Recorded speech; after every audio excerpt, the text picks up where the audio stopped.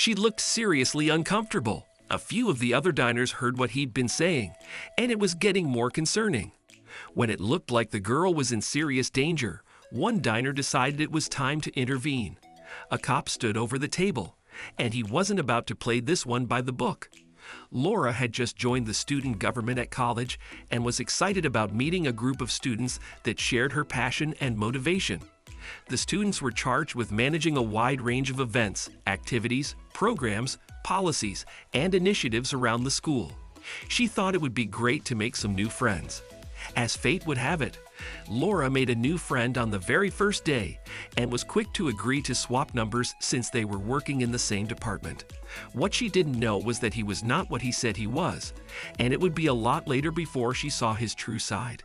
Soon, she would look back and regret every decision leading to the trap he laid. She had finished up class for the day and was headed home when a text message came through. "Really enjoyed meeting you today. Care to join me for a bite to eat later?" For a new girl at college, Laura was quite pleased with the idea of not having to eat alone, and dinner with a new friend sounded like a great idea. He seemed so nice. "I'd like that a lot," she texted back. He recommended a casual place that was definitely further than walking distance away and offered her a lift, saying he knew it was out of the way. Strangely, no alarm bells were going off. He just seemed like a really nice guy. Laura sent him her location and they set a time. She threw on some fresh clothes and spent some time touching up her makeup since there was some time to kill before heading out. A new town to explore, new people to meet, good food, and a new friend. It seemed the new school was turning out to be pretty great, or so she thought. Laura was all dressed up for her night out. According to witnesses, she seemed nervous, but they assumed it was probably just the couple's first date. But it soon became apparent these weren't simply a few jitters from spending time with someone new. Beads of sweat appeared on the woman's forehead as the situation unfolded into something more sinister.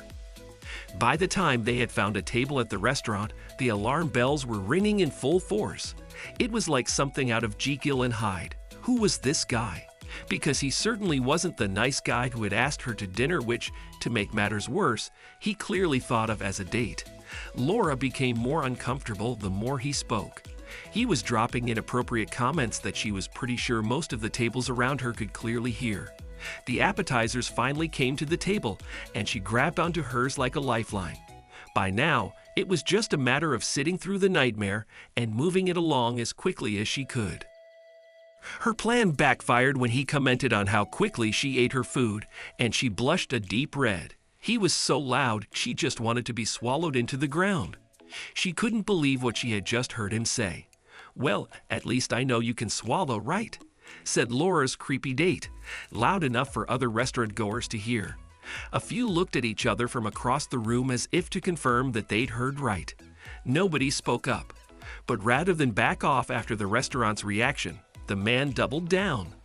"Oh, calm down. I was going to find out in a few hours anyway." The man spoke with the confidence of an untouchable mafia boss who owned the restaurant and everyone in it. The frightened girl made a hushed reply that no one could hear, but it clearly wasn't enough to get him to change his behavior as he continued with a threat that would have most onlookers calling the cops. "Sweetheart, I picked you up. I know where you live." The color drained from Laura's face. It was clear she was dealing with more than just a bad Tinder match. She fumbled together an excuse and went to the bathroom to compose herself, but returned to the table, not wanting to leave the safety of the restaurant. Luckily, a young man in the restaurant had had enough and stood up. The scraping of a chair next to their table snapped her back to reality. Looking up, they both are a bit lost for words. While it looked like the man was going to rescue the woman from the nightmare situation, the 20-something guy must have had second thoughts and sat back down. No one else dared to intervene. Laura was in seriously hot water. There was nobody she could call, and she didn't have a car to leave the restaurant. Laura's eyes darted around the room desperately as the man plowed forkfuls of food into his mouth. Was he just an exceptionally vile pig she'd met online? Or did the "I know where you live" comment mean she was destined to end up in tomorrow's newspaper headlines? She was about to find out. The shadow of a tall man fell across the table. Now in shock, Laura was reluctant to look up to see what the next chapter in this horror story had in store. Eventually, she was relieved to see a police officer standing there. But she'd been out with smooth talkers like this before and knew he'd be able to defuse the situation. She'd soon find herself trapped and desperate. The cop who stopped the young man from approaching earlier placed his badge on the table. He was going to handle this piece of work his way. So I'm quietly celebrating my daughter's birthday with my family. The cop begins, addressing her date. When I distinctly hear you threaten this young lady, would you care to explain yourself? The cop asks without expecting much of an answer, so he continues promptly. Now see, we take a very dim view of that kind of thing, so right now I'm deciding if I want to have some of my buddies come pick you up. Laura fought to keep her mouth closed at the unreal events taking place in front of her. She didn't know whether to laugh out loud or cry from relief. But that would disrupt everyone's dinner, so how about you hand me your ID because I wouldn't want you running off on me. Then you go see one of the staff here and settle your bill. The full bill now. This young lady shouldn't go hungry on account of your poor behavior. Or I can have some of my buddies pick you up. Disgusted by how he had treated the woman, the man's response was exactly what the cop wanted to hear. Yes, yes, of course. I'm so sorry, stuttered the creep.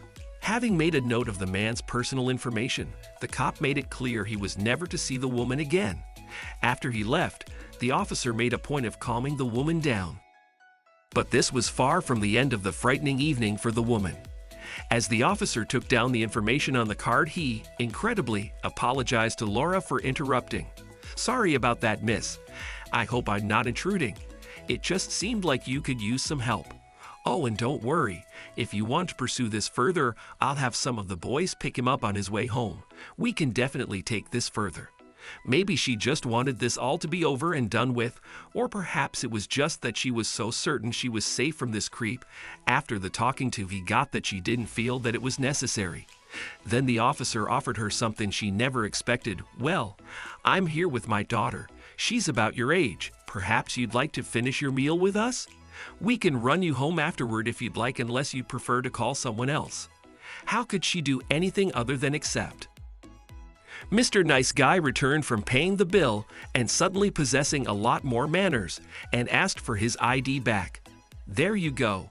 Now I have your details right here, so I highly recommend you don't go near or contact this young lady ever again. It was the best thing that Laura had heard all night. Explicit instruction to get lost was the cherry on top of this turnaround. Yes, yes, of course, I'm so sorry. He stuttered and then turned to flee from the restaurant without so much as a goodbye, which was a huge relief. The restaurant felt bigger, as though she could breathe again. Laura picked up her plate and joined the police officer and his family, thanking him again. They spent the evening celebrating until almost all of the other customers were leaving, relaxed and laughing. Laura's evening had gone from a dangerous, ugly night to one where the creepy guy learned an important lesson. Laura did enjoy her evening in the end and was happy when she was dropped off at her front door. But she still looked around to make sure everything was safe.